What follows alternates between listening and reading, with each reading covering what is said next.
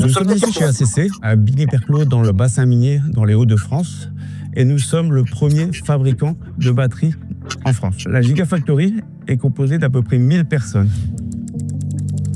Sur ces 1000 personnes, nous avons les 2 tiers qui sont des conducteurs d'installation et qui vont faire vivre justement le process de fabrication de ces usines pour pouvoir fabriquer demain les batteries qui équiperont les véhicules européens pour assurer la mobilité propre. ACC est la première Gigafactory de France. L'une des complexités, c'était de construire et de mettre en place un MES qui se base souvent sur des processus matures et maîtrisés dans une entreprise qui n'était pas encore assez mature pour les absorber. Le MES chez ACC, c'était un énorme challenge. Nouvelle entreprise, dans une nouvelle industrie en Europe. On est donc parti de la feuille blanche. Ça fait 2 ans qu'on travaille sur le projet. Une des conditions pour tenir notre niveau de performance sur la qualité, la production et la performance de nos équipements passera par la mise en œuvre d'un bon MES. Chez ACC, la complexité, c'est qu'on a plusieurs process mis bout à bout. On a de la chimie et de la mécanique. On part de la matière première qui est de la poudre pour arriver à un module qui est après envoyé chez notre client.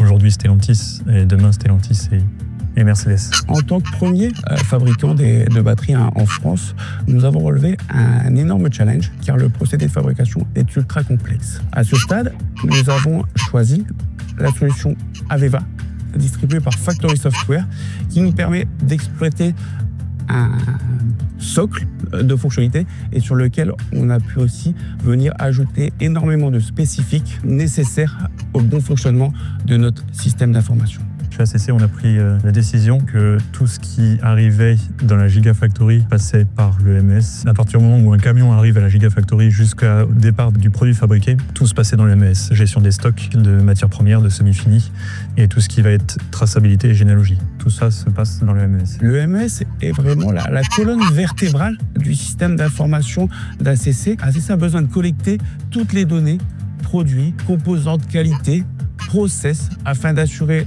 et une progression et un produit d'excellente qualité pour le client final.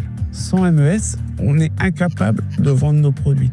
Pourquoi ? Parce que s'il s'avère qu'il y a un incident sur un véhicule demain, on doit pouvoir redescendre jusqu'aux composants qui auraient posé problème. Le MES est utilisable via 3 ou 4 interfaces utilisateurs. Nous avons la partie mobile qui permet à tout utilisateur de pouvoir saisir facilement le résultat de leur production ou le résultat de leurs travaux. Nous avons la partie desktop sur lequel nous allons pouvoir gérer tout ce qui est logistique, par exemple les heures de travail, mais aussi assurer la supervision process. Nous avons aussi des écrans qui commencent à être installés en salle et qui vont permettre de suivre le process de production. Nous avons aussi PyVision, qui est un outil qui nous permet de faire l'analyse de toutes nos données machines, process et de production. Grâce à PyVision, nous pouvons analyser tout l'historique des données qui ont été collectées et pouvoir faire une analyse et ainsi soit comprendre la raison d'une panne ou d'un mauvais produit, soit nous permettre d'améliorer la qualité de notre process. Avant, on avait double saisie. On rentrait dans Excel, plus dans MES, quand MES est arrivé. Et maintenant, on ne rentre plus les matières dans le fichier Excel.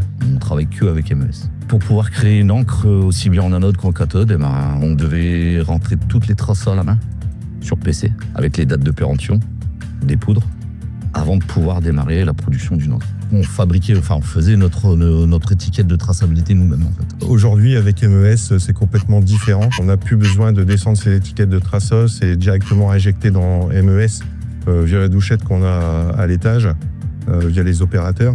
Donc je sais au démarrage de poste là où je dois charger, là où c'est déjà chargé, alors qu'auparavant, on était obligé de faire chaque trainee pour savoir là où on devait charger. Donc un gain de temps de productivité énorme au démarrage de poste.